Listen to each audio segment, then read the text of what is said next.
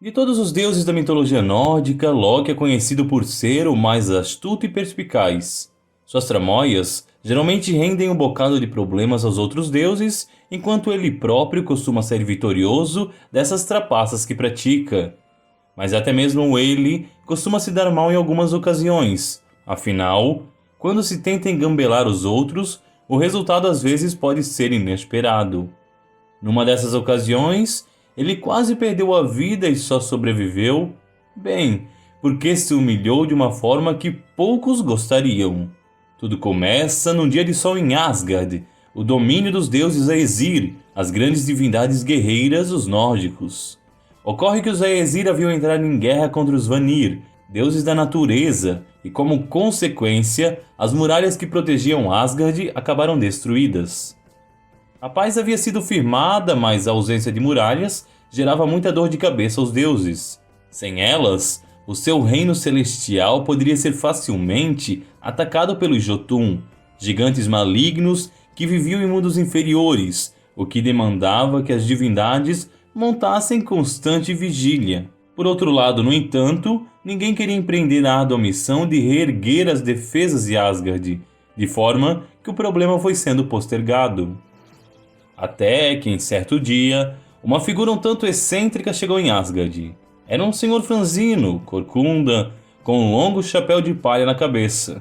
O homem aproximou-se do reino celestial com seu cavalo magricela e foi logo se apresentando aos deuses que se reuniram, curiosos, no pórtico da cidade.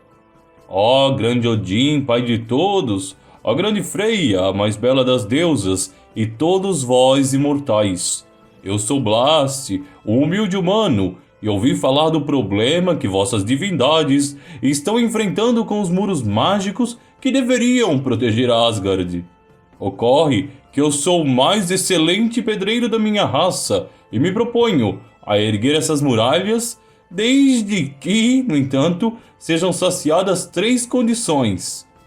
E quais seriam essas condições? Questionou Odin. O primeiro pedido é o mais simples. Quero a mão de Freya em casamento. Também quero, é claro, o sol e a lua como recompensa. Os deuses riram do pedido, absurdo demais, é claro. E quem não riria, afinal de contas? Mas Loki pensou que havia enxergado naquilo uma excelente oportunidade e numa reunião com as outras divindades propôs o seguinte. Ora, ora, disse ele com um sorriso de malícia já se formando nos lábios. Que perigo esse humano pode proporcionar para nós? Ele nunca conseguirá concluir os muros de Asgard, mas pode muito bem adiantar o serviço. Eu mesmo me encarregarei de atrasá-lo em sua construção. Ademais, faremos um acordo da seguinte forma. Se este pedreiro não concluir o objetivo em 3 estações, o acordo é desfeito e nenhuma recompensa lhe será dada. Nem a mão de Freya, nem a lua e muito menos o sol. Os deuses relutaram um pouco, mas por fim concordaram, impondo eles mesmos uma condição. Se o plano de Loki falhasse, ele próprio seria morto, tendo sua cabeça amputada como forma de punição. Mesmo assim, o deus aceitou, confiante que suas trapaças poderiam lhe render novamente bons resultados.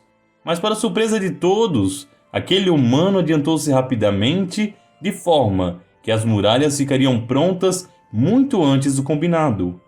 Blast era mais forte que parecia, e seu cavalo franzino conseguia carregar montanhas e pedras em cada viagem.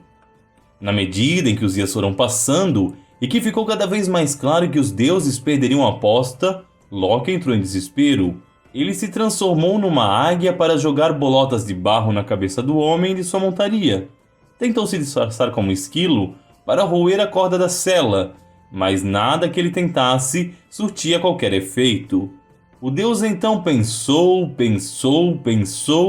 como sua preciosa cabeça poderia se manter a salva ao mesmo tempo em que ele pudesse impedir tanto que Freya quanto a lua e o sol fossem perdidos?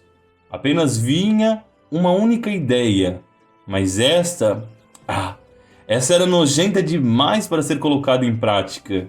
No entanto, talvez, por se tratar de uma questão de vida ou morte, ele devesse praticá-la. Por fim, Loki se transformou numa linda égua de pelagem marrom. Se aproximou do cavalo de Blast e o seduziu, arrastando para a floresta, onde permaneceu ali por semanas. Sem um cavalo, o pedreiro falhou miseravelmente no seu intuito de terminar as muralhas. Isso o deixou tão irritado que o fez revelar a sua verdadeira forma. Aquele velho senhor não era nenhum humano, mas um Jotun disfarçado. Diante desse engano, os deuses ficaram tão furiosos que fulminaram a criatura com um relâmpago. O acordo certamente não poderia ser firmado nessas condições. Em contrapartida, é claro, todos os Asgardianos ganharam uma muralha quase pronta, que logo pôde ser finalizada. Meses depois, Loki retornou. Por mais bizarro que pareça, em sua forma de égua ele tinha ficado prenha do Garanhão, dando à luz a um cavalo mágico de 8 patas que foi batizado de Sleipnir. Sleipnir foi dado então de presente a Odin. Ele é a montaria mais veloz que existe e pode inclusive conduzir o seu dono ao mundo dos mortos. Suas 8 patas mágicas o permitem voar pelos céus e atravessar a fronteira entre cada reino de Yggdrasil, a árvore da vida dos nórdicos. Alguns historiadores dizem que Sleipnir pode ser uma referência a um caixão carregado por 4 homens, e daí as suas 8 patas. Seria por isso que ele seria capaz de atravessar a fronteira de cada um dos mundos. Tanto que alguns registros antigos afirmam que ele é capaz de cavalgar por áreas totalmente inóspitas e escuras, onde nenhum humano ou deus é capaz de enxergar nada. Seja como for, Loki provavelmente aprendeu a lição. Eu acredito que daquele dia em diante ele tenha tomado muito mais cuidado em cada uma de suas travessuras. E se você gostou desse vídeo, curta e compartilhe com seus amigos. Até mais, se Deus quiser.